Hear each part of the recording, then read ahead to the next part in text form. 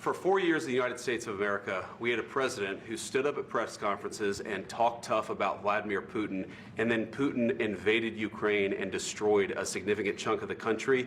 The path to peace and the path to prosperity is maybe engaging in diplomacy. We tried the pathway of Joe Biden of thumping our chest and pretending that the President of the United States' words mattered more than the President of the United States' actions. What makes America a good country is America engaging in diplomacy. That's what President Trump is doing. Can I ask you? Sure. Yeah? Okay. Occupied our parts, big parts of Ukraine, part of East and Crimea. So he occupied it on 2014. So during a lot of years, so I'm not speaking about just Biden, but those time was Obama, then President Obama, then President Trump, then President Biden, now the President Trump, and God bless, now President Trump will stop him. But during 2014, nobody stopped him. He just occupied and took.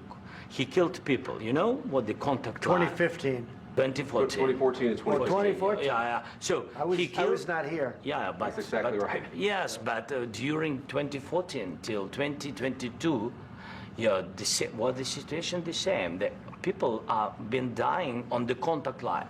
Nobody stopped him. You know that we had conversations with him, a lot of conversation, my bilateral conversation, and we signed with him, me, like a new president.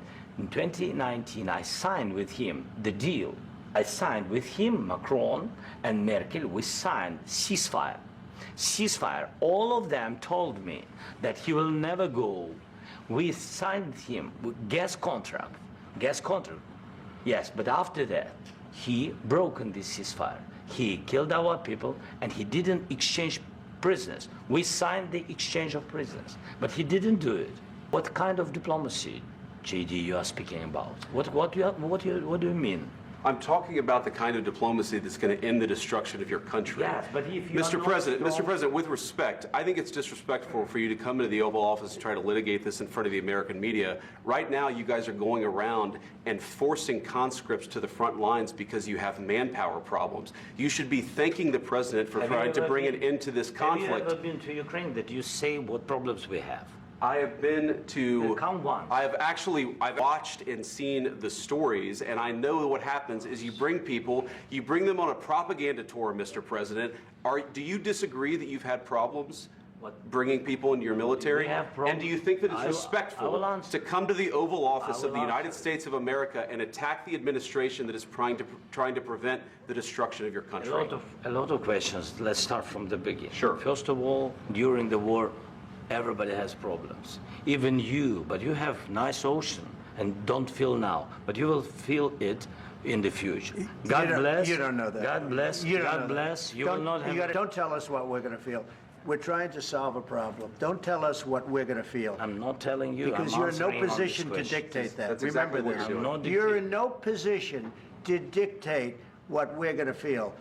We're going to feel very good. We're going to feel very good and very strong. You will feel influence. You're right now not in a very good position. You've allowed yourself to be in a very bad position, and he happens to be right about it. From the very beginning of the war. You're not in a good position. You don't have the cards right now. With us, you start having cards. But right now, you don't. You're playing cards. You're playing cards. You're gambling with the lives of millions of people. You're gambling with World War III. You're gambling with World War III. And what you're doing is very disrespectful to the country, this country, that's back to you, far more than a lot of people said they should have. Have you said thank you once? This entire meeting? No, in this entire meeting, have you said thank you? You went to Pennsylvania and campaigned for the opposition in October. Offer some words of appreciation for the United States of America and the president who's trying to save your country. Please, you think that if you will speak very loudly about the war, you can... He's not speaking loudly. He's not speaking loudly. Your country is in big trouble. Can I Wait a minute. No. You've done a lot of talking. Your country is in big trouble. I know. You're not winning. You're not winning this. you have a damn good chance of coming out okay because of us. Mr. President, we are staying in our country, staying strong from the very beginning of the war. We've been alone, and we are thankful. I said thanks you haven't in been this alone. cabinet. We gave you, through this stupid president, $350 billion. We gave you military equipment, and your men are brave, but they had to use our military. What about if you didn't have our military equipment, this war would have been over in 2 weeks. In 3 days, I heard it from Putin. In 3 days, this is something maybe new. Less. In 2 weeks, of course, yes. It's going to be a very hard thing to do business like this. Again, I tell you, just say thank you. I said a lot of except that there are disagreements, and let's go litigate those disagreements rather than trying to fight it out in the American media when you're wrong. We know that you're wrong. But you see, I think it's good for the American people to see what's going on. I understand, sir. I think it's very important. That's why I kept this going so long. You have to be thankful. You don't have the cards. Thankful. You're buried there. Your people are dying. You're running low on soldiers. Listen, you're running low on soldiers. It would be a damn good thing. And then you tell us, I don't want a ceasefire. I don't want a ceasefire. I want to go, and I wanted this. Look. You could get a ceasefire right now. I tell you, you take it so the bullets stop flying and your men stop getting killed. Of course, we want to stop the war. But you're saying you don't want a ceasefire. But I said to you, I want a ceasefire. With guarantees. Because you'll get a ceasefire faster than an agreement. Ask our people about ceasefire, what they think. That wasn't with me. For you that wasn't with me. That was with a guy named Biden, who was not a smart person. That was with Obama. It was your president. Excuse me. That was with Obama, who gave you sheets, and I gave you javelins. Yes. I gave you the javelins to take out all those tanks. Obama gave you sheets. In fact, the statement is Obama gave sheets and Trump gave javelins. You got to be more thankful, because let me tell you, you don't have the cards. With us, you have the cards. But without us, you don't have any cards. Caitlin, I do want to, because there were a lot of things that were just not true, aside from just the tone and tenor and the monumental, historic, not in a good way, historic event that we just saw in the Oval Office. Caitlin, it really did seem to devolve when the vice president said to Zelensky, we just want diplomacy. And what Zelensky was trying to do was say, we had that. We had a deal with Russia. We had an agreement, the Minsk agreement, and Russia didn't abide by it. So I want some guarantees that that won't happen again. And then it devolved in a way that is really, really remarkable. The screaming, I mean, you have been with Donald Trump a lot. We have seen and heard about Trump getting upset and losing his temper. I think this is probably the first time we have seen it like this on camera. We also should say, Caitlin, that let's just be clear.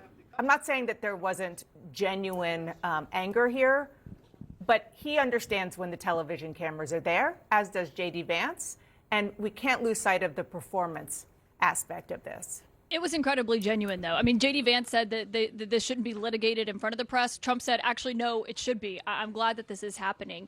And, you know, the way that this built, just to give context of the 40 minutes that happened before what you just watched, the most remarkable part of this interaction was there were moments where President Zelensky would do what we saw the other European leaders do this week, where they step in to correct either on aid to Ukraine or to talk about Putin and the fact that he can't be trusted. At one point, Zelensky called him a killer and saying that there should be no compromises with him. And the U.S. officials were sitting there just kind of listening to this. And it was at that point, though, where Vice President Vance stepped in.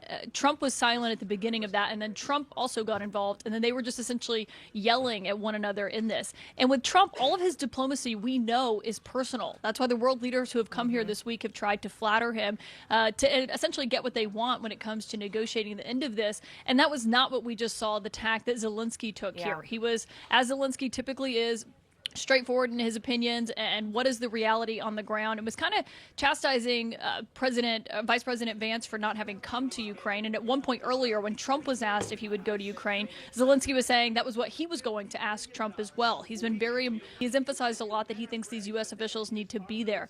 But to give you a sense of how this negotiation is going, right now they are meeting behind closed doors.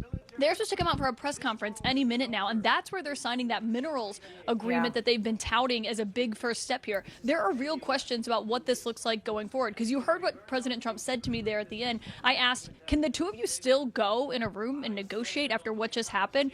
And he said, we'll see, essentially. And Dana, there was one moment where I looked around the room at the officials who were there. It's the top Ukrainian advisors, the Secretary of State to President Trump, the Treasury Secretary, Vice President Vance, obviously. The Ukrainian ambassador to the United States had her head buried in her hands as this shouting match was going on between the three of them. Yes, I saw you put that on social media.